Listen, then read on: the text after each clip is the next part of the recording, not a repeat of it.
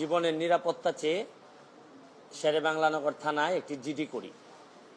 জিডির বিষয়টি হচ্ছে গিয়ে যে গত বৃহস্পতিবার সংসদে থাকাকালীন সময়ে আমার এলাকার যিনি অফিসার ইনচার্জ উনি আমার ফোন দিয়ে জানালেন যে স্যার আপনি একটু বাড়ি আসলে আপনার সাথে আমার একটু বসতে হবে, গুরুত্বপূর্ণ কথা আছে। তো শুক্রবারে আমি বাড়ি যাওয়ার পর উনি দুপুরবেলা আমাকে বললেন, আমাকে একটা মেসেজ দেখালেন যে উনাকে একটা লোক 2-3 দিন ফোন করার পর উনি যখন আমলে নিচ্ছিলেন না তখন উনারে একটা মেসেজ দেয় যে ওই লোকটা, অজ্ঞাতনামা লোকটা আমার সাথে দেখা করতে চায়, কথা বলতে চায়, দেখা করতে চায় না, কথা বলতে চায়। তো ওসি সাহেব আমলে নেননি। পরে যখন মেসেজটা দেখছেন যে মেসেজের মধ্যে আছে, দেখা যাচ্ছে যে একটা কন্ট্রাক্ট কিলার গ্রুপ যারা হায়ার করা হয়েছে তারা নাকি অ্যাক্টিভ, তার বক্তব্য অনুযায়ী। তো ওসি সাহেব আমারে উনার ফোন দিয়ে ওই অজ্ঞাতনামা ব্যক্তির সাথে